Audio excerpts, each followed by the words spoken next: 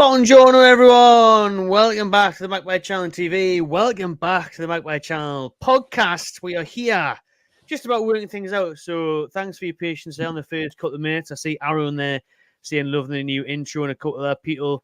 I made that yesterday just in case we're running late, and guess what? we are running late. It has been a mental day on my behalf, unfortunately.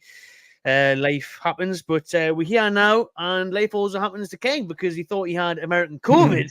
There's a reason we are not in person, but we are still here bringing you the podcast. King, you think you said on message earlier you haven't got the Donald Trump COVID, have you? You all good? I don't have the Roni. Yeah, picked up a cold just before I left America. I think it was due to the aircon, sleeping with the aircon on, just picked up the cold. Not used to that, not used to sleeping with aircon on. Normally I've got about 19 blankets.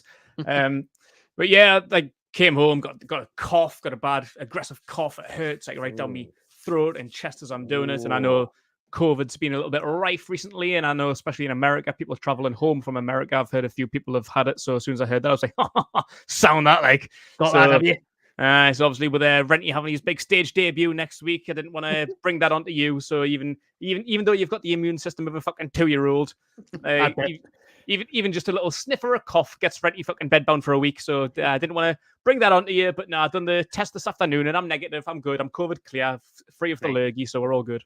That's good. I know the people at Anarchy Brewery didn't want that spread around either, to be fair. So we thought we'd play it safe this week. We'd do it via the old internet. And next week, there'll be no podcast, unfortunately, people, because, as Keg said, doing up acting next week, stage debut. Jerry and Sewell, the play based on the purely belter hit movie, is at the Theatre Royal. So make sure you go along, get tickets for that if you fancy it. It's a crease, it's brilliant.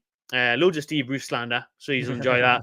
And obviously celebrating the takeover towards the end of it is my role. So check that out if you just fancy it. But you're here, as always, for the podcast, sponsored by Anarchy Brewery. You can scan that QR code in the top corner of your screen and get yourself some war beer.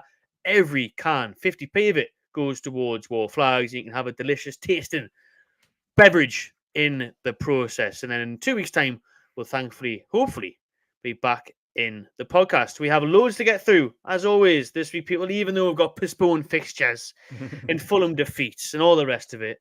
As always, Newcastle United is never quiet. There's even been a couple of things came out, Keg, in the last couple of hours since we had the topics arranged. But we may not be at the brewery, mate, but I've still got a little treat here. Look at that. Blonde Star, an OG of the brewery right there to be poured.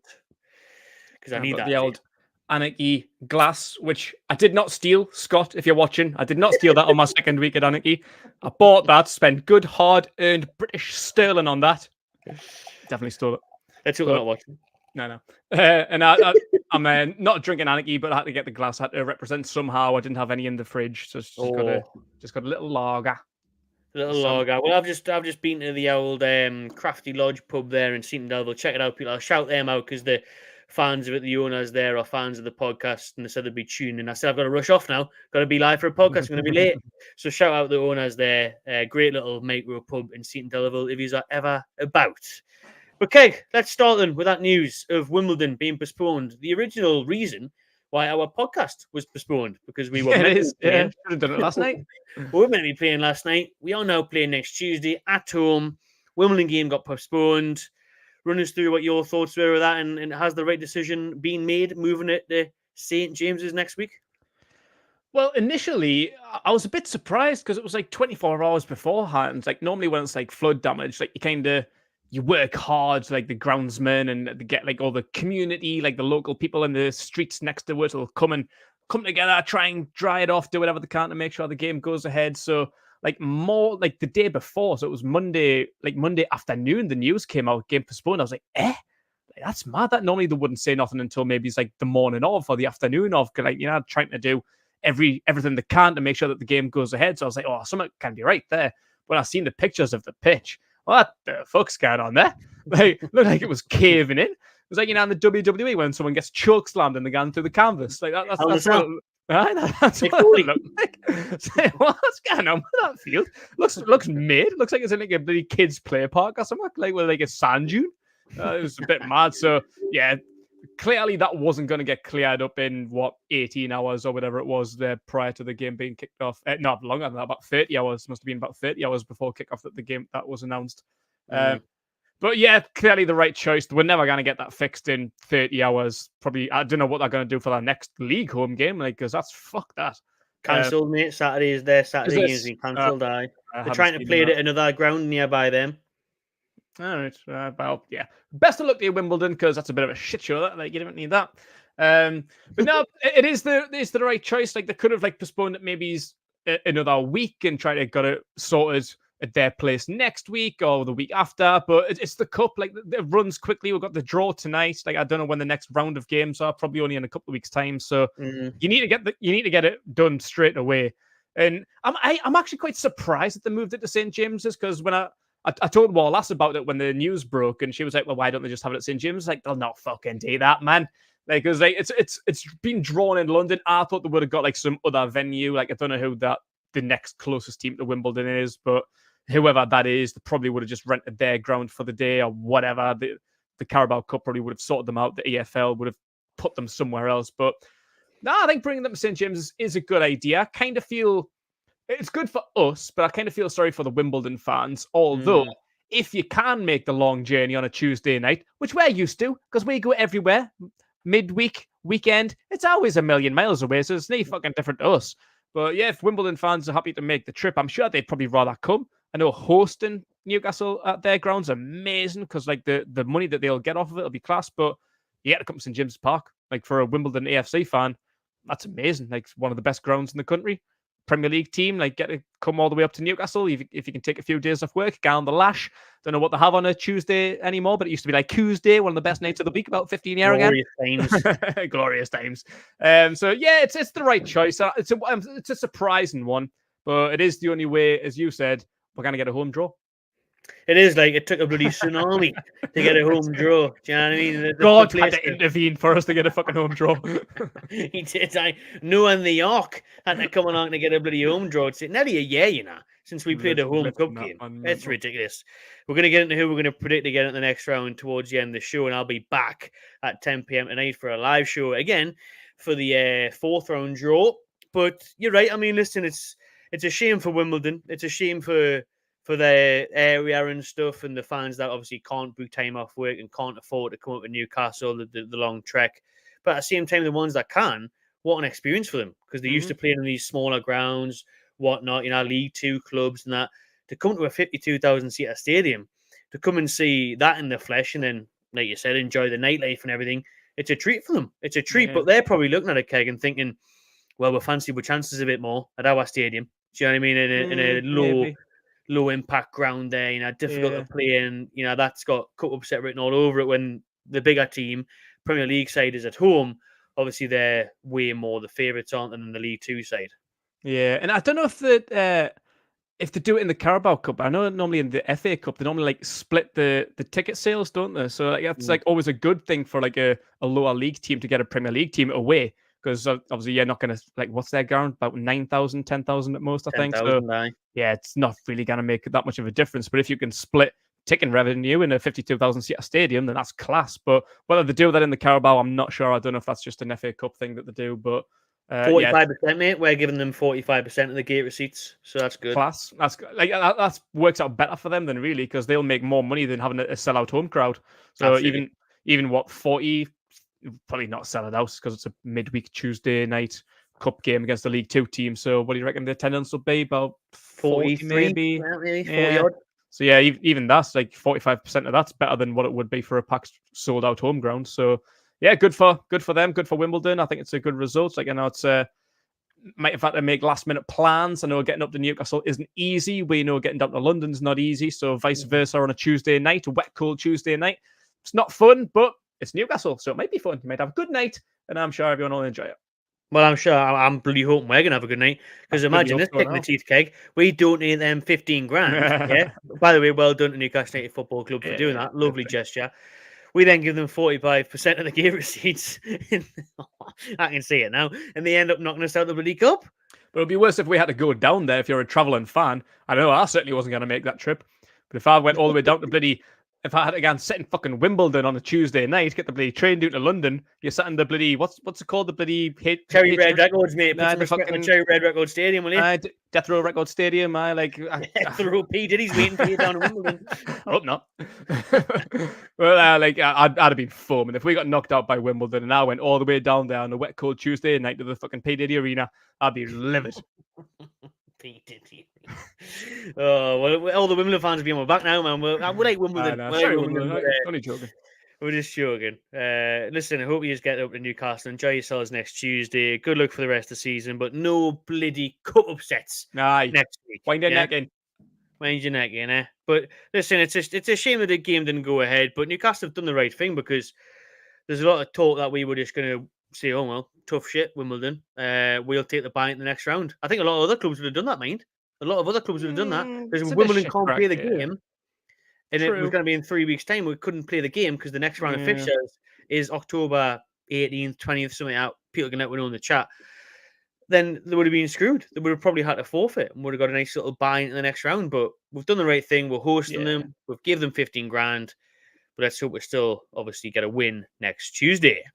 Yeah, could have took the moral high ground there and be like, well, if you can't play the game, then I will just slip on through. But no, like, it is good crack. Like I say, like, them lower league teams, I know they're League Two. It's not like they're like conference or like National League or anything like that. But still, like, it's a big thing for them. Like any kind of League Two team being drawn against a Premier League club, a big club like Newcastle, like it's meant for them. I say you get the atmosphere, whether it's home or away. If you get to come away, you come to a wicked city like Newcastle.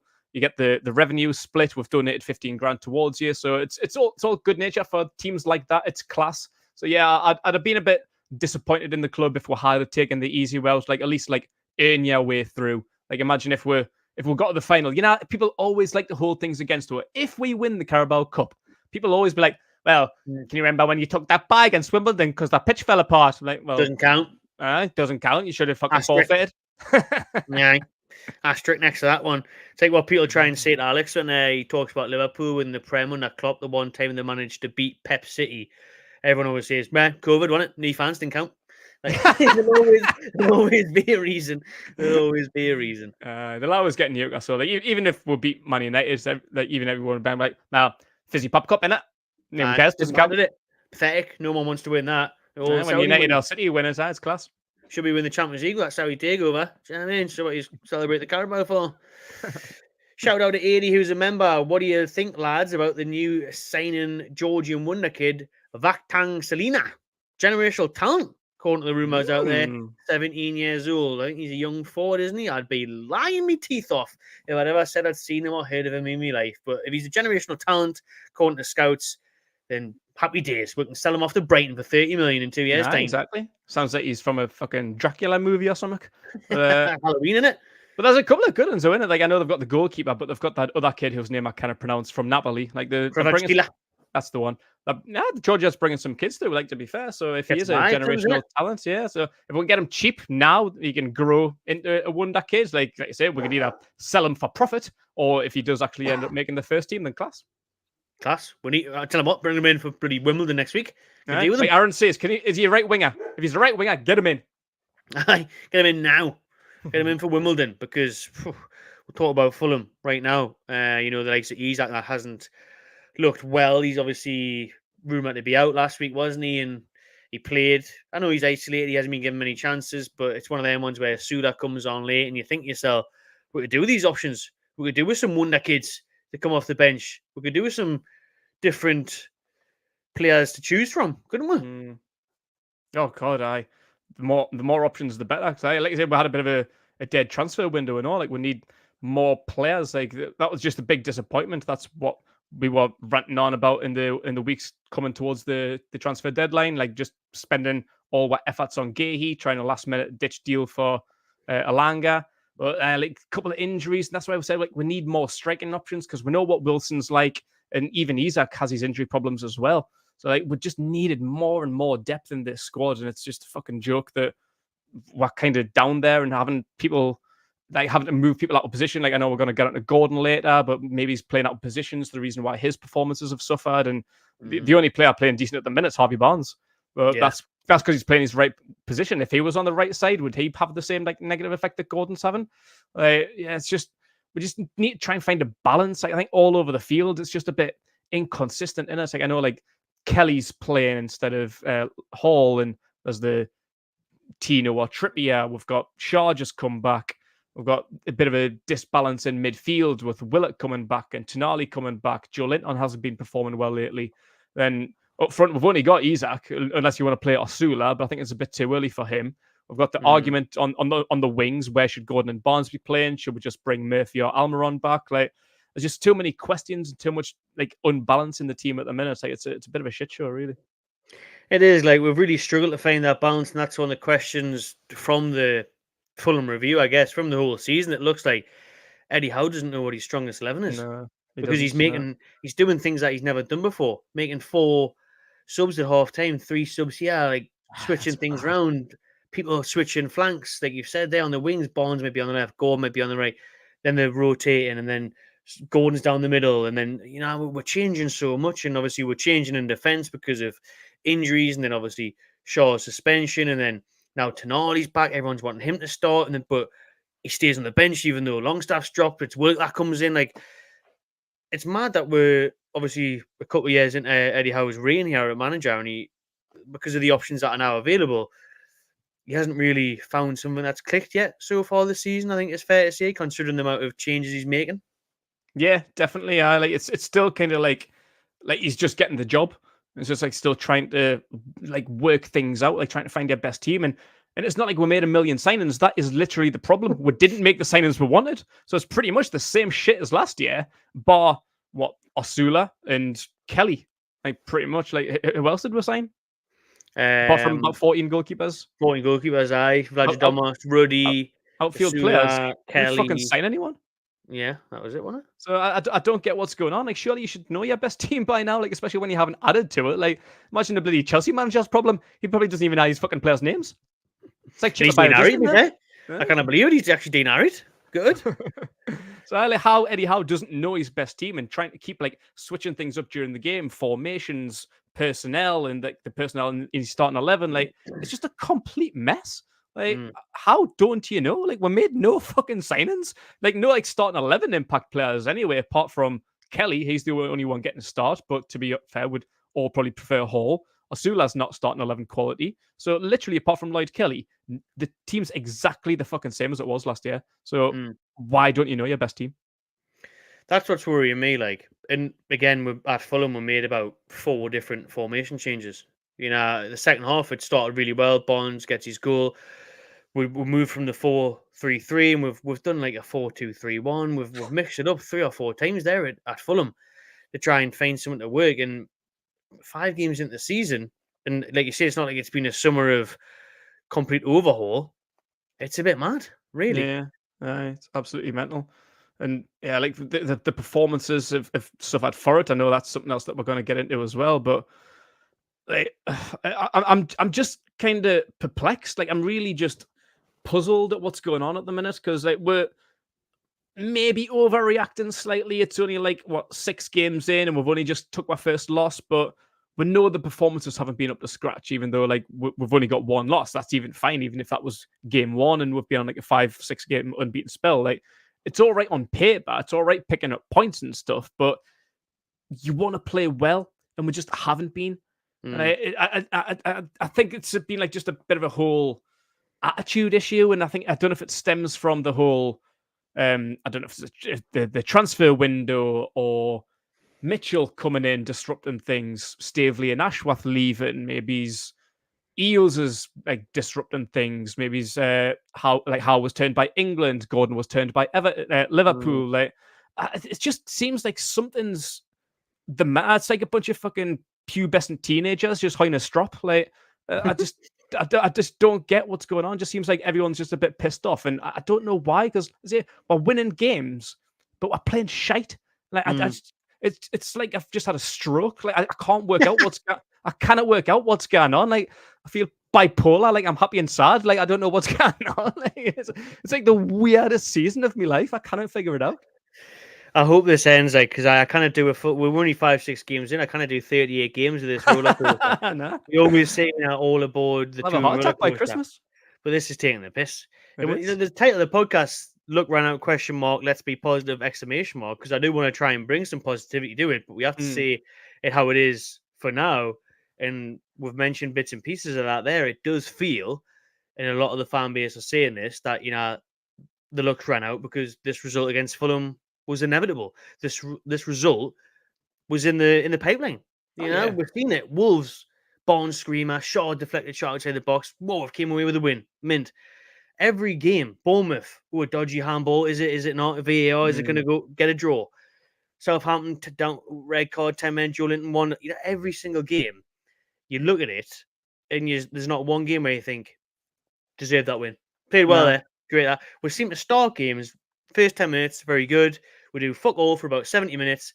Harvey Barnes will score a screamer. We'll get 3 points in the bag and all. But we're like, every the mad thing is, and we'll talk about it at the end, like, we're going to go into City on Saturday, and if we had to beat Fulham, that would have been a top of the table clash. Yeah. That would have been first versus second. And yet, all the Newcastle fans and everyone who's sitting here who actually, watching the full game, who can analyze it and look at the football and say the things and think, how? Because we haven't played well, and it's a result business. And I was bloody at the Angel of the North last week doing a video trying to be positive, saying, "I had to take it. We're going to click soon." Weekend comes, and it's the worst performance yet. Fulham was, first half in particular, was the worst I've seen us play in a very long time. Probably since, I think I did see in the live match reaction in anger, one of the worst I've seen in a how. I can't think of a couple more. Last season in particular, the likes of Brighton away, when we got slapped 3-0. But it was just, it was bad in the how, that wasn't it? And again, I go back to the state of play the intensity is our identity. Well, that's where the hell has that gone? Because we don't look anything like the say that we fell in love with under Eddie Howe, do we? No, not at all. And that's why I'm just so confused because like I'm still very much like how in. I know this kind of argument's going to come back around soon if it's not already here. Like back like was it like November, December time last year when we had all them injuries in the Champions League and stuff and cup games. Like what schedule was bonkers and what injury list was even worse. So we're losing a lot of stupid games like Bournemouth and things like that. And everyone was like, "Oh, how out it? He's done. His time's up." And I was like, "Shut the fuck up, man. Just hard on. Like, Add on. do you not understand like what is going on here?" And then we got through it. We got past like Christmas, January transfer window, which didn't make any difference because we didn't sign anyone there either. But players Windows. but players started coming back, and then the results started coming back, and then that was like, well. Can you put two and two together and figure out what happened there? Like, are you ready to admit that you were an absolute dickhead for saying how out? But like now, like I just didn't know what has gone on because I say we're getting decent results, but we're performing like shite. Like on paper, it's fine. Because I was talking to someone the other day and they were saying like, "Oh, Newcastle's having a really good season." I was like, "No." Like, well, we're fourth in the league, so on paper we're having a cracking season, but we're playing like shite. Like Spurs was probably the best game, and even that was a bit of a scrape. Like we got a well-deserved win, but it wasn't a perfect performance, was it? Like we rode well luck a lot. So for me, that's been our best performance so far, and we're still pretty shit for the majority of that. Southampton, we showed a lot of resilience because of a stupid early red card. That was a hard-earned win, and I respect that. But we were the second best team. But yeah, like we have been riding well luck, and maybe it's a good thing in hindsight because we have been scraping through. We've kind of been pulling the wool over people's eyes for those that don't watch games, that only like maybe watch the highlights and look at the league table and be like, "Oh, Newcastle's having a really good season." And maybe he's in Eddie Howe's mind, he's been thinking that as well. But you're mad not think that we haven't been playing like shite. So maybe this is a good thing. We've been riding well luck. We've been picking up points. We're through to the next round of the cup. We've been doing relatively well. Like what we've got. So we've got Southampton, Bournemouth, Forest, Spurs, and Wolves. Just looking at the results. So 4 league games, one cup game, only one draw in the league. Was it? Yeah, one draw in the league. Then we beat Forest on pens. Every other game's been a win. So yeah, it's been looking good. But I think it was about time that we had a loss. And even if the loss was against City, it might not have like woke up because it's City. If Haaland scores a hat-trick against her, he does that to fucking everyone else. So what difference does that make? Like, I think losing horribly to Fulham, in no disrespect to Fulham, I think Fulham's a good team, but I think we needed that. And I think we needed it as a bit of like a wake-up call. Like, look, we're playing like shite and we didn't get the result then. Like, that's been the pretty similar performance, probably worse, but similar to what we've been playing all season. We've just been riding well luck massively, picking up points that we didn't deserve, and then Fulham's just shown what actual true qualities are right now. So wake up and turn it around before it gets to like bottom point. I think so. I said that in my live match reaction after the Fulham game that I don't want to go as far as saying it's like Southgate in England, but in a sense it was because we did not deserve to be in that final of the Euros, and we did not deserve to win it. So it was well done, fair play to Spain for winning it because that would have pulled the wool over everyone's eyes. Southgate would have got a fucking 75-year contract, and it would have been a nightmare, and it would have just been a total mishap in a false narrative, a false reality of what actually took place. And I feel that's the same with Newcastle this season. If we had have been top of the league, which if we beat Fulham we would have, and we still would have stayed there after Sunday's draw, that would have been a perfect result for us. We'd still be top of the league playing Man City on Saturday. And even if we just avoided defeat against Man City, we still might have been top after like game week 6, which is berserk considering, we've played way better in the past. We've played way better already how and not being in a position like this. But I think it is good that hopefully it's give us a kick up in the arse. And one thing we can't say about Wimbledon is that now we've had a full week on the training ground in the build-up of this lunchtime game, which, managers and players complain about playing 12:30 on a Saturday, and especially if they've played Tuesday or Wednesday night in a cup, in Europe, whatever. So this gives us a full week to prepare for City. The excuses aren't there, and, it's something that we can look towards giving ourselves a good account where even if we do get beat up, see, like you said, Holland scores a hat or whatever, you think, well, fair enough. But at least it might be a wake up call. At least it might be like, listen, lads, it's a bit embarrassing for them. It's raised questions. People might be saying that us content creators and stuff are being negative, but it was good that Alan Shearer came out and said it how it was on Match of the Day too. He said, listen, this result's been coming. They've been embarrassing. They haven't been good enough. And at least someone else called them out where it's not just us getting called negative for it. It's realistic. No, it is absolutely. And it is good that we kind of have this break. I think like going down to London to play Wimbledon Cup game midweek, having to come back up and maybe it's like take a bit of a rest and then get back into practicing for Man City a bit late in the week. Like you need to be ready for City. Like they're just ridiculous. Like you need all of your focus on them. Like you can't be playing City after like 2-3 days preparation. Like you need to be fully on it. So yeah, it's probably a good thing in hindsight. And then having to like 2 consecutive games, got City at home and then Wimbledon at home only a few days later. That's fine. I'll take that. But yeah, like if we get tonked off City, then like I say, if it's a bad one, if we get beat, then that's fine. I think when we played them at the beginning of last season, when we're on that bit of a bad spell, like I wasn't panicking at the beginning of last season. Like I know we beat Villa really well and then went on a bit of a shit spell. But I think even the Liverpool and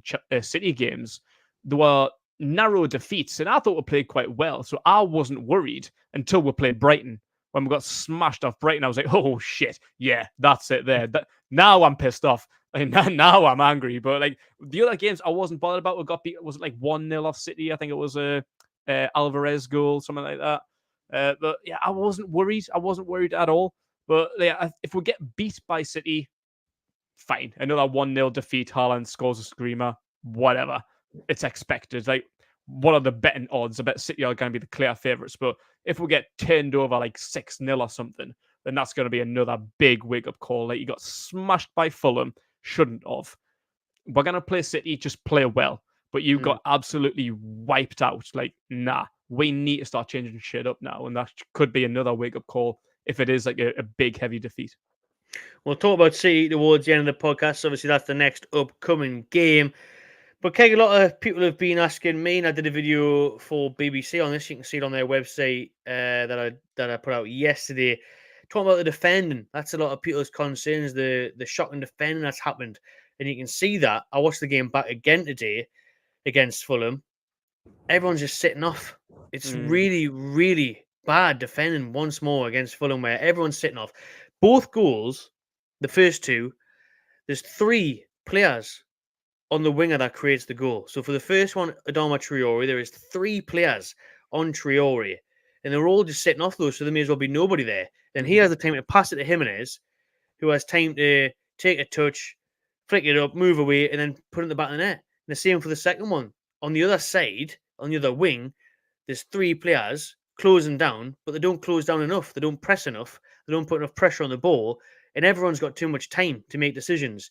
And there's a mental stat that came out during the Fulham game that Nick Pope has conceded over 100 shots already this season. And that is the result of that defending I've just described. Sitting off, allowing players to have space, time, to make decisions, to play that through ball, to hit that shot. How are you expecting to win games? It's a miracle that we've got this far with having that many shots attempted at goal. The defending, what we were so good at under Eddie Howe, seems to have disappeared this year. And I know Shaw was missing for a couple of games. We all know that Lewis Hall's coming in and Trippier's now out. He's in again for Fulham. He's out. There's no Sven Botman, who's our best defender. So there is troubles there. There isn't a great deal there, but it's the defending has been a concern like so far this season. I definitely, and I don't even know what the big issue really is. I kind of put my finger on why we're so bad. Like maybe it is like, again, Eddie Howe not knowing his best 11 because like we were all praising Emil Kraft. Like when Shaw went out, Kraft filled in doing really, really well. So you cannot really point the finger at that. But is 100 shots faced on target the most in the league? I don't think so. Is it? Got to be on it. That's a lot. Like for what, 5 games? Unless you're bloody Southampton or something, it's got to be up there. Yeah, that's what I was thinking. Like who else does it? Maybe it's Ipswich or someone. I don't know who could have possibly faced more. But yeah, like that's terrible. If we are like top of the league at conceding shots. That's a terrible stat to have. Like, should have signed Gahey, but that Tried. is it. But like with like you say, Botman's out. We try to sign Gahey as a bit of depth, maybe. I don't know if he would have made a difference to Shaw, because I'm still a big Shaw fan, but sometimes like with Shaw, like he's always like a bit of like a wanderer, and he's like goes on like one of them like mad runs, like he's like he's like the monk from Mean Machine. Like I think sometimes like he just like visualizes just running up field and like scoring like a 40-yard banger, but like really like yeah, you do realize that you need to defend now. Like what the other team's on the attack, do your job. You're a centre back. Like, is the thing with Shaw that he can only score 40-yard screamers because maybe. You know, the good thing that he did have was that Mean Machine moment where he thought, I'm going to stay in the box after this goal kick. Stayed in the box for the goal kick, took the ball 5 yards fucking out and put it wide. Yeah. Instead of squaring it a shot, instead of sharing it the Isaac there. He had an absolute, I still can't believe we missed that chance. And then that chance takes it to 2-2 and the game could be a different story. We'll probably be sitting here saying, oh, great, that 3-2 win when Asula came off the bench and scored a last-minute winner. Somehow top of the league, you know? Yeah, but like, like that's just like again that kind of unrest. Like, do we play the young starring Livramento, or do we go with the older, experienced Trippier? Because I think Trippier's kind of had his head turned. Like his personal life seems like he's affecting him.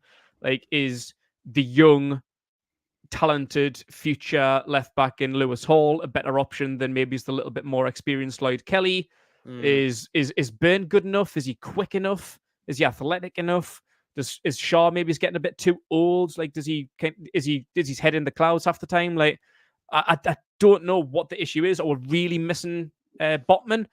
Do we need like another player like Gahey? Gahey, that's the one. Like, I just cannot put my finger on what the issue is. Literally any fucking body eye.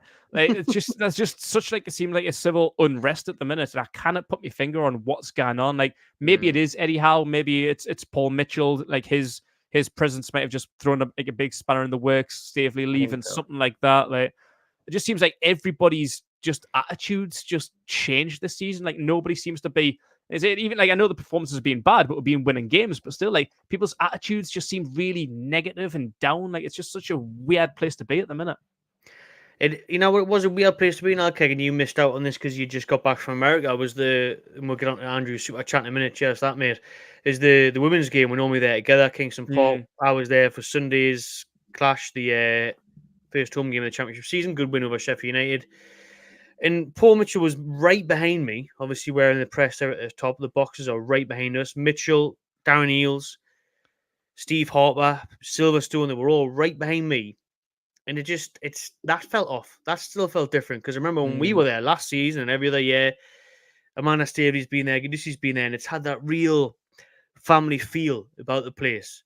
And even though, fair play, it's great to see Mitchell there and that he's took over that role, as Becky told me in the press conference afterwards, it still didn't feel right. It still didn't have that same touch to it, to be honest. Like, and I really need to speak to Mitchell myself, and hopefully we'll get a chat with him at some point, like we did with Amanda and stuff in the past. But so far, it hasn't seemed right. It feels like we've lost that kind of connection that Amanda had with her leaving, and Mitchell coming in just feels very stern, very head teacher, like very self-important, like, you know.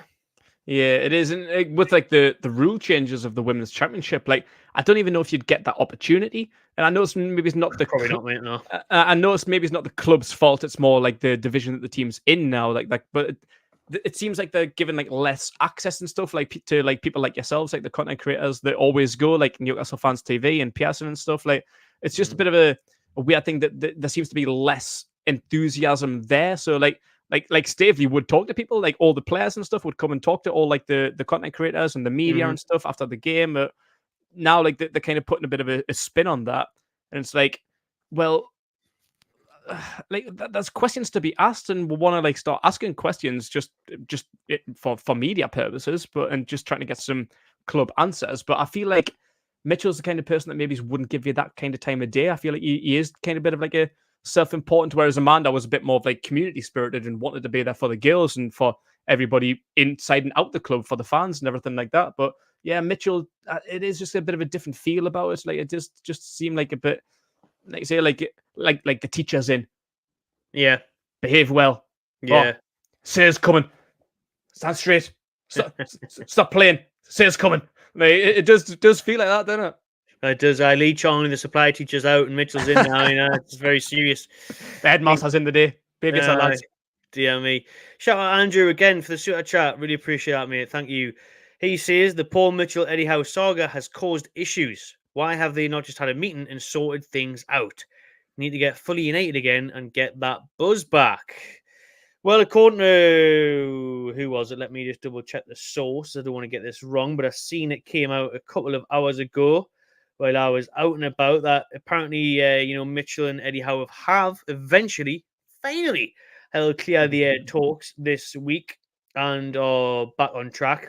That's probably them just saying that, considering the amount of negative press lately that has came out. I think it was Mark Douglas at the Eye was saying that they had, here we go. Eddie Howe and Paul Mitchell have held clear the air talks. Constructive dialogue is taking place between them, and there is now confidence behind the scenes that any differences have been ironed out, meaning the club can now move forward. I would very much think that was just a PR stunt to stop journalists like Craig Hope and others asking, when was the last time you spoke to each other? Every press conference. But you're right, Andrew. Absolutely right. We cannot have bloody managers and sporting directors ignoring each other, blanking each other, avoiding each other. They need to be on the same wavelength. Otherwise, it's only going to end in tears. Yeah, and that seems like a mad thing. Like, we're 6 games into the season. Why are we having, like, clear the air talks? Like, they spent a bloody fortnight together in Germany. Like, why was, like, talks there? And they would have had, like, the Newcastle meetings and all kinds of stuff. Like, they've had plenty of opportunities to talk. And from the interview, I can't remember which one it was. I don't know if it was Howe that said it, but I think while they were in Germany, he said, like, they briefly, like, worked together. So they do know each other. It's not like they're just complete strangers meeting for the first time and they don't say eye to eye. They've kind of crossed paths before and, like, worked in some capacity. I can't remember what it was that one of them said, but they do know each other from a previous job. So yeah, I don't get why there seems to be this issue. Like, maybe it's like a control thing. Maybe it's Eddie Howe wants a bit more of a say and Mitchell kind of doesn't like that. He wants to be like the top dog, or vice versa. I don't know. I'm not really sure. Like I say, I don't know what the issue is, but why, first of all, do we need to have clear the air talks? And second of all, why is it taking 6 games into the season to do that? Like, that should have been done before the transfer window closed so we could make a couple of fucking signings. That'd be great. Yeah. Should have been done ages ago. Should Like have you say, been they're done in day Germany, one. sharing fucking Bratwurst and Steins together. Can you not sort things out then? Any issues, any discomfort, maybe it's Howe didn't like the way Mitchell was going on, or the transfer targets identified, they didn't agree. Like, they needed to work that out then and there. If there's any kinks, sort it out now, then and there. Didn't wait until the 2 months down the line. Wait until the transfer window's closed and we're 6 games into the season. It's too late then. Like, any possible unrest within the club, especially from the hierarchy, needs to be ironed out immediately, because it's like a bunch of high school girls, like, being, like, annoyed at each other, like, oh, I'm not going to talk to you at dinner time. Like, sort it out, man. Fucking hell, we're grown-ups. We're in a professional setting. You're getting paid very, very good money. Why is it like Mean Girls? Like, sort yourselves out, man. Stop bickering. Like, you're like a bunch of fucking girls. Like, what is it, like, high-paid professionals to do a fucking job? Why is it come down to this? Why do they need to have, like, clear the air talks? It's ridiculous. High School Musical, St. James Park edition. Literally is. Get that on stage next year. I'll be there, Storm Roll. Me and Mitchell. NUFC Talk TV. Good having you on the other day, Keg. Good show, Shout fella. out, mate. We'll have to have a look at that. Yeah, Danny J watched the game in 2-0 Chicago at the Farm Fest. That sounds pretty brilliant. Which I was watching the game in 2-0 Chicago now. Nah, careful, you might get coronavirus. I'll stay clear of that. Like, right then, let's finish up on the Fulham stuff. Okay, we don't need to talk about the game anymore. We'll talk about a couple of players from that game, though, and things that have been arising. Questions from the fan base this week is Bruno Guimaraes and that captain's armband. Now, until Fulham, obviously the record as captain was very good, but the performances were not, as we've discussed. Do you think Bruno is captain material? Is he the right man to be wearing that armband? It's a tough one because I remember we done a podcast, I think, with that title in maybe is when he was given the armband, and for me it was quite a surprise. And I think we said at the time that it might have maybe been a bit more of like a bribe to kind of keep him here among all the interest from whoever it was that was interested. There was a few teams that were wanting his signature, and it was kind of like in and around that time. So it was maybe it's like oh, he has the captain's armband, like we love you. We want you to be here. Stay, Please please. stay. Yeah, please, Bruno, don't go anywhere. He has the captaincy. We'll make you captain if you stay. But like, yeah, like I get it, and I like Bruno as a captain. I think he's very vocal. He loves the fans and he gets it. He's really like part of like the culture and stuff. Like he's kind of one of us. Like he's adapted to the Geordie lifestyle. Two of his kids were born here. And I think you can tell like every time like he even makes a tackle, like he's probably like up in the crowd and stuff. So he's like, I think he is a good vocal leader. But should he be captain? That's the problem. And the other problem is who else would it be? Because club captain is Jamal Lascelles, who's injured for half a year and can't even play when he does. And especially if we're saying Gay, he's going to be like, well, third choice centre back, maybe he's fourth, because Kraft's better than him at the minute. So he's our fourth choice right side centre back. Give it a crafty man of experience, Swedish master. Can it be Lascelles? Trippier's was always been the vice captain, but he almost left and is not necessarily a starter now because Tino's probably better and doesn't really perform very well. And yeah, like there's been a lack of trust in him, so he kind of got stripped. Dan Burn, I think he's a good shout. He wore it quite a bit last year, but again, when Botman's back, is he starting 11 player? Maybe he could be the kind of temporary captain until Botman comes back. Wilson's wore it a few times, but he plays about 4 minutes every 6 years. So, who's your captain? For me, it needs to be someone who's proper, solid, starting 11 quality.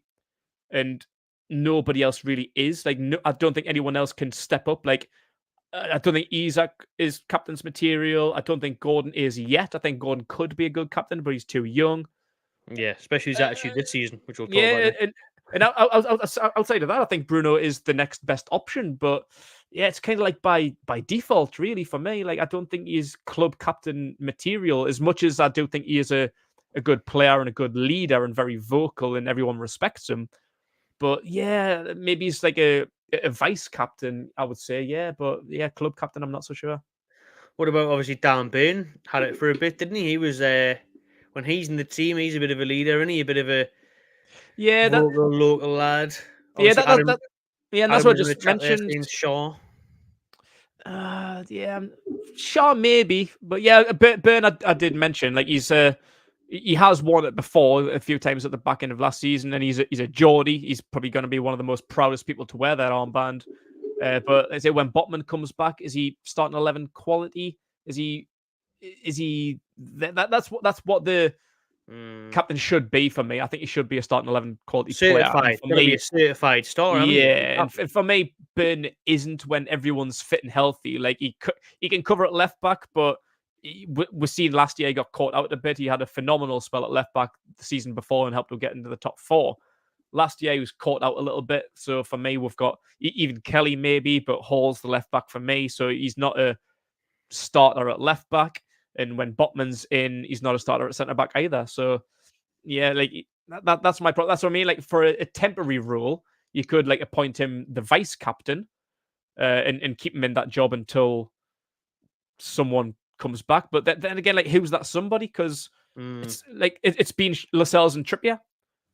Yeah, Trippier was fine, isn't it? Last season was fine when you knew he was playing every week. But now when you're looking at 34, and I thought it was good to play him against Fulham because Tino hadn't really cemented that place. It was there for him to just nail down. Yeah. And everyone was crying out for him because of the cameos and the subs and everything last year. He looked so good. But he, like everyone to be fair, around him hasn't really hit the ground running or done well week in, week out. And then Trippier against Fulham, he looked 34. He just wasn't getting past the halfway line. He wasn't doing them passes that were no. He wasn't creating chances. He wasn't overlapping. It was poor. So you're right. It's just like people are complaining about Bruno, but it's not like you think, well, we'll give it to him then. There's not a standout candidate. Nah, that's plenty of leaders. Like, I think everyone that we've just mentioned, including like Lascelles and even like Callum Wilson, there's a lot of leaders, and we know that there's been that like leaders Leadership group group. that Richie was in last season. So we have got a bunch of leaders. It's not like we're lacking leadership like we were like in the Brucey era, where it was literally just Lascelles and that was it. We didn't have any other leaders but Lascelles. Like now, like that is a group that Eddie Howe has formed. I think there's a lot of like good people that can lead the team, but who's really going to step up and be like the vocal leader on the field? There's people that can do it, and Bruno is certainly one of them. But is he the one that really like demands the most respect? Like that's like the main thing for a captain for me. Like, and like I think Bruno is. I'm not saying that he's not at all, but it's just is that the best we've got? And at the minute, unfortunately, I think apart from maybe Dan Burn, he is. And that's the best thing about Bruno, is that he is a starting 11 player, whereas Burn, when everyone's fit and healthy, isn't. So by default, it is Bruno, and that's a problem. That's something that we need to sort out. Like, it was fine when Trippier was it. Is it Trippier's getting older now? He's not as good. Tino's threatening his spot.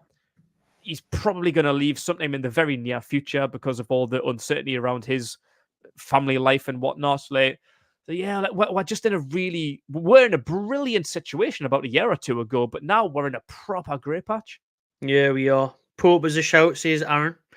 I like Nick Pope as captain, but again, I've never really been a huge fan of goalkeepers being captains. I'm not sure how much they can get the instructions out, especially obviously towards the forward line. I know it's off the top of my head. I think of Olivia Kahn is a great captain from a goalkeeper's perspective, but back there, and is Pope that loud enough? I don't know, but I get it. But yeah, there's some working out to be done there. Good morning from New Zealand, says Philip. He's in the future. Ooh, out there. Philip, love the pod. Cheers, mate. Ian, Trips, Burn, Pope, Shaw, Wilson, Miggy, all wrong side of 30 now. Sentiment from Eddie is killing us, and obviously a lot of those are in that leadership group. Let's talk someone who's under 30 then, and who could be future captain.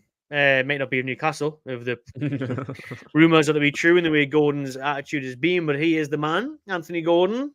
He is the one that's causing a lot of attention amongst the fan base. People are seeing his body language is off. His head's not in it. It's been turned by that link to his boyhood club, Liverpool. What have you made of Anthony Gordon so far this season? Another one that I'm unsure on what the problem is, like something that I can't quite put my finger on what the problem has been. Maybe it is the Liverpool link. Maybe his head's still a little bit down after the disappointing Euros that he had, having like a 4-minute cameo in the group stage. Maybe his chin's still a little bit sore after falling off his bike. But mainly, I think it's excuse me. I think it's like the position. I think Barnes coming in and kind of threatening his position, and maybe it's being pushed out wide or down the middle or wherever it is, or constant like rotation. Like, he was arguably, probably realistically, the best left winger in the Premier League last year. Absolutely. And now he's being pushed over to the right because Harvey Barnes is coming in. Like, what's that all about? Like, he's probably a little bit pissed. Like, and I don't think you can get the best out of him because he likes to cut in, and he can't really do that as well on the right hand side. And like, that's something that probably is an issue, but along with a few other things, maybe it's on his mind, and with the whole team in general, as we've mentioned, all the kind of civil war going on behind the scenes with Howe and Mitchell and Staveley and everyone else. Like, there's just a lot of shit going on within the club at the minute, and maybe that's something else that's kind of rubbing off on him, as well as a bunch of other things. But putting your finger on the exact problem, I haven't got a fucking clue. I think it's hard to pick an exact problem because, like you just mentioned, I think there's a few problems. Just a bunch of things, yeah. I would first off start with how hard he worked last season to get into that England team, to then be completely pied off and neglected by Southgate. Hasn't done his confidence any good. So he's riding off the back of a summer of disappointment. That's shattered his belief in himself probably a little bit. And then, as you've said, he's came into the team. He started on left wing, probably undercooked. Like Eddie Howe has said, a lot of players are undercooked. A lot of players haven't had a good pre-season. A lot of players haven't got up to speed. He's one of them. And then it's altered him the fact that our player of the season so far is Harvey Barnes, Mm. who is vying for his position, who has took it a lot of the time. You know, he's the only player that's really shined for Newcastle so far this season, is Harvey Barnes, where he's been doing his trademark, cutting on his right foot, screamer, saving results for Newcastle. That's been taken away from Gordon. He's been then pushed out wide. He's been pushed down the middle when he's actually went off injured, like Wolves, when he went off against Fulham. He's been down the middle and stuff. So those three things haven't helped. And then the fourth is definitely a hangover from the summer. As Peter might not want to admit it or talk about it, the links to Liverpool were very real, even Amanda Staveley in her interview once she left the club. Worried. She said she was worried that he was she had no reason to lie about this once she left the club. She said Anthony Gordon was close to going to Liverpool and we really didn't want to lose him. So that in itself has told you that it was on the table. There's rumours that Gordon was going around the England camp over there in Germany, telling his Three Lions teammates that he's going to move to Liverpool. There was a medical booked in Cologne, close to the England training ground, not far for him to travel to for Liverpool. That's what a lot of reports are saying. So, and I believe them because I think you can see it in his display. You can see it in his attitude. Liverpool, his boyhood club, he thought he was going there. That's knocked him back. The confidence from Southgate's knocked him back. Barnes coming in, stealing his thunder has knocked him back. It's been a culmination of things. You know what I mean? That have swiped away from the unbelievable form he had last year. But I'm worried because I think he's got to get back. He's got to put that behind him now. And he's got to focus on it. Listen, if he wants to try and get a move again in January, next summer, whatever. But for now, mate, can you please just play your best football for Newcastle again, or at least get close? Because we need him. He was a star player last year for us, and I think Ian said it in the chat before. He doesn't get in Liverpool's starting 11 at the minute because look at the form Luis Diaz is in. You say about Gordon being the best left winger last year. Luis Diaz is definitely the best left winger this year. I think he's got 5 goals so far or something, or whatever it is. So it's going to be hard for him to get in that team. So he needs to focus back on the black and white shirt, put the Southgate crap behind him. Because to be fair, the best we've seen him play since the summer isn't for Newcastle still. It was for England in bloody Dublin against Ireland, where he had a point to prove and he threw it down Southgate's throat, So the Gordon thing is a burning concern for us, to be fair, and it needs sorted. Yeah, he needs to give that shit up and concentrate on golf. Yeah, well done. But yeah, I'll because of how good he is, I'll be quite happy just to give him till the end of the season, just to try and figure out either can you play right wing, or can you beat out Barnes? Can you show us that you're the best left winger on this team?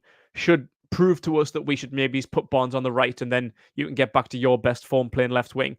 And if he does want to move to Liverpool, I'm not selling him in January, but maybe it's at the end of the season. If he's still kind of going on like a little bit of a petulant child, I'd just sell him because he's best on the left. He cannot play on the right. We know we need a right winger. Barnes is already there being our best player of the season already. So it's not like we need to replace him with anybody on the left wing. We've already got that guy who's already outplaying him at the minute. So we could get 100, 120 million maybe if he keeps performing well. I think when he's performing well, he's worth at least 120 million. If he's not, then you're still kind of going to get around about 90 to 100, I reckon, even if he's on a bit of a bad spell. So I'd consider selling him because we need that revenue. We need that turnover, like FFP and PSR and all that shit. We know for a fact we need to sell players. We just haven't wanted to sell any of our marquee players, that being Bruno, Isak, Gordon, and Botman. That's pretty much it. Maybe Tonali in there as well. Good point there, right? Because if you think about it, I know Isak had slight links to Chelsea in the summer, but when that PSR deadline was looming, there was no talks of like Newcastle listing offers for Bruno or Botman. It was all Anthony Gordon, wasn't it? It was all Anthony Gordon Liverpool. So maybe Eddie Howe, the club, whoever thought, well, we've got Harvey Barnes there. Maybe if you're going to pick one out of those 4, 5, maybe he's one we can afford to lose more than an Isak. Yeah, that's what I'm saying. Like, I'll give him to the end of the season. Like, I think it's what the January transfer window is like. It's hard to sign anybody, so I don't want to lose him in January. But we've got we're only 6 games into the season. Bloody hell, we've got a long way to go. So he's got a lot of time to sort his shit out. Either beat out Harvey Barnes and show you're the best left winger, or adapt to the right wing and show that you're a starting quality player there, still good enough to get into the England squad. If you can it, then we'll send you to Liverpool. Don't worry about it. If that's where you want to go, if your head still hasn't turned by May next year, June next year, then pack your bags, mate. We'll just sell you. It's fine. Like, I'll take him for even if he has a shit year and his value goes down. I still reckon you can get about 90 million for him. Fine. Like we've got like I say, I've got Barnes on the left wing. All we need is a right winger. We can spend that money. Fine.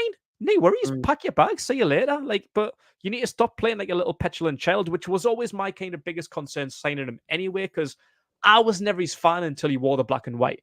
Like every time we played against Everton, I remember the season before him and Richarlison, I was watching that game at home. I would have happily drove down to Merseyside and slapped the pair of them because they pissed me both off. Like, but he always kind of seemed like a bit of a diver and like someone with a bit of a like aggressive attitude, or maybe like a bit of like a stroppy attitude, like the little spotty teenager that he was.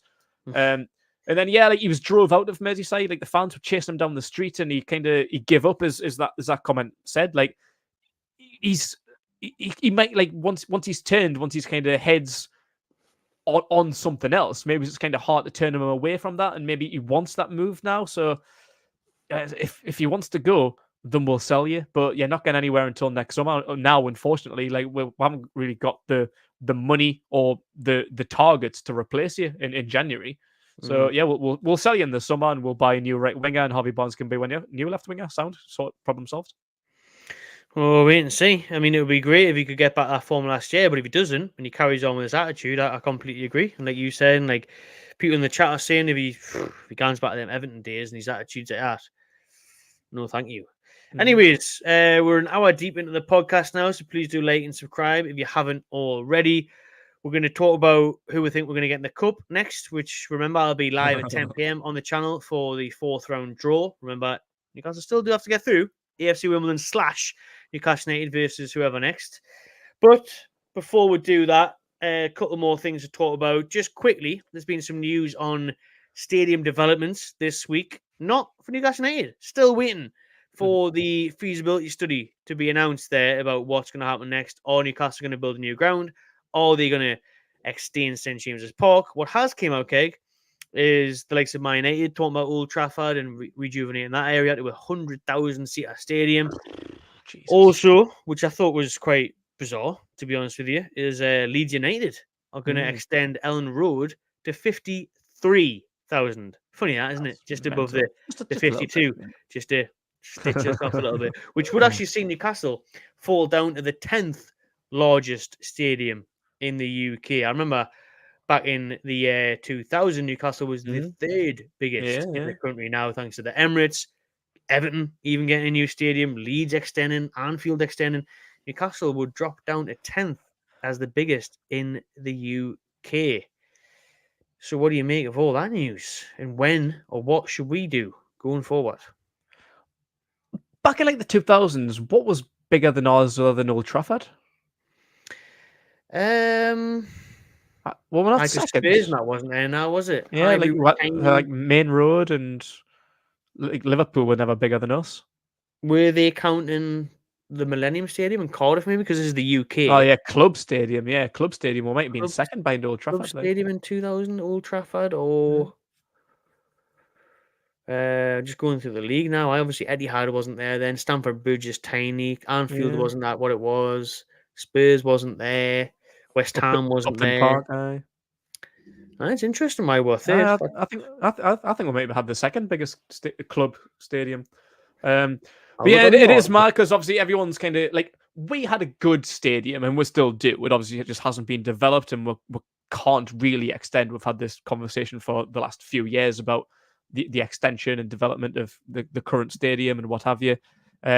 But yeah, other teams have been able to either extend or build new stadiums. Like everyone's moved ahead of her, like you say, like Arsenal, City, West Ham. If Leeds can develop, Everton's getting a new stadium as well. Like, is Everton's new stadium going to be bigger than 52? Aye.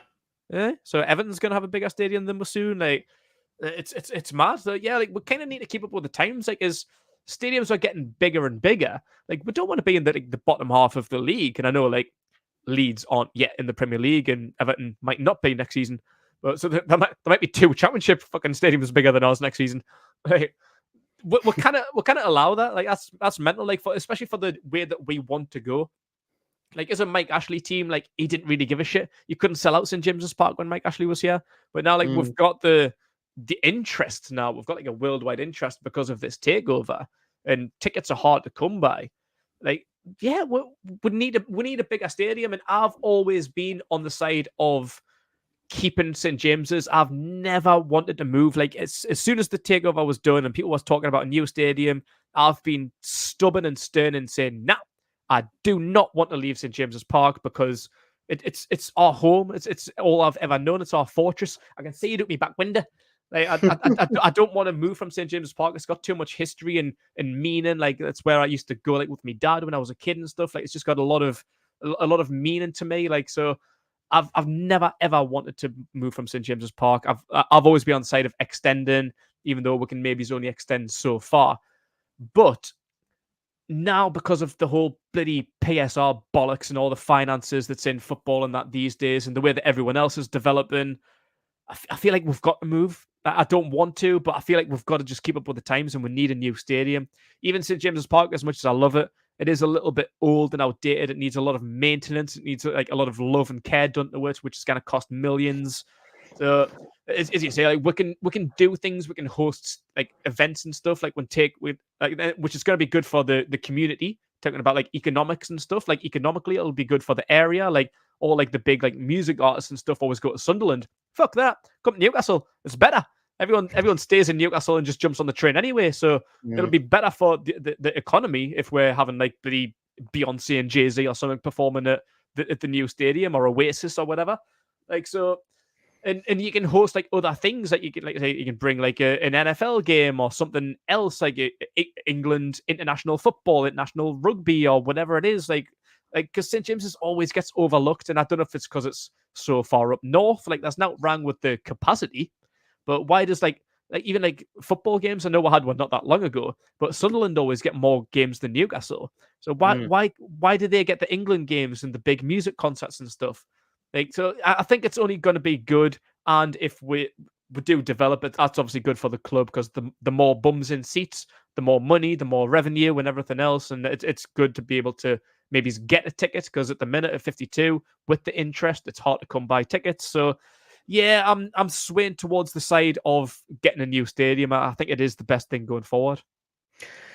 I was just looking at some points there, Keg. It was actually Wembley Stadium was classed there as the stadium that was above us. So that was a bit harsh. Like you say, club-wise, shouldn't be. Yeah, it was only Man United at Old Trafford.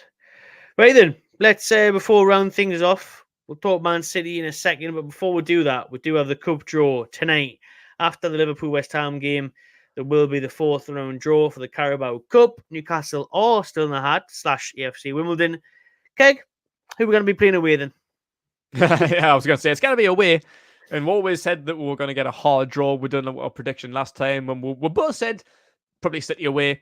But I'll stick by what we said because we've had City a few times in the cup recently. We had Man United and Chelsea and stuff. So someone that we haven't had yet, like Liverpool or Arsenal away, like that's the next step. If it's not City, Chelsea, or Man United, maybe Spurs, Arsenal, or Liverpool. That's what I'll go for. Away, obviously.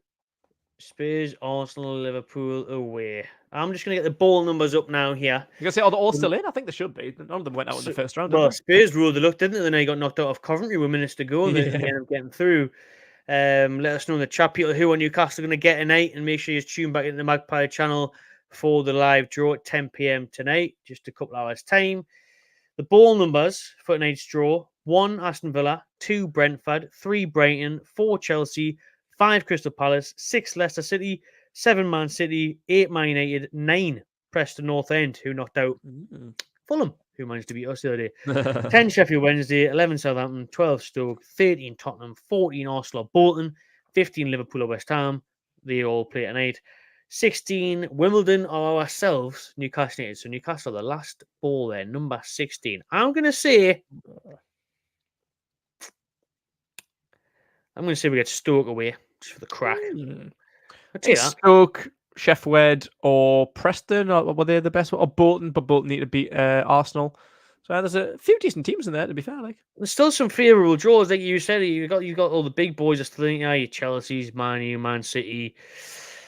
Listen, anyone at home would be nice because I think if we can put out a strong team at home would be decent, but for a fact it's going to be away. So yeah, home draw to a championship team, lovely. Lovely. but probably not going to happen. Yeah, away to a top 4 side. Yeah, away to. To be fair, you're right. Maybe Liverpool, because we haven't played Liverpool in a while. Yeah. Have we? We've played Chelsea, we've played City and Man United, so that would be nice. Aaron and I take Stoke, Ian Palace or Preston at home. That would be absolutely perfect. To be fair, Preston North when we went to Preston a couple of years ago. Steve Bruce, Yeah, Cameron, friendly. number 10. Joe Litton's debut, wasn't it?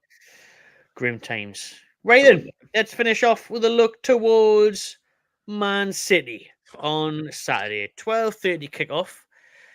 There is some good news for us, at least. Obviously, not for Man City fans, and I will be joined on the channel by Big Steve, Man City fan, tomorrow. So look out for that preview. I'll be dropping that about 7 p.m. Thursday night, where he'll talk us through what the crack is. But City coming to tune without Rodri. We obviously know he's now got a long-term injury. De Bruyne still very much a doubt in the middle of the park as well. So basically, start Tonali, Bruno, Julian, and get on the ball, mate. Yeah, get your head in the game. Sort it out, captain's armband. He's a piss, win the game. You know what I mean? We've got a good record against City at home. We did lose in the last minute last year, but before that, a couple of draws and that.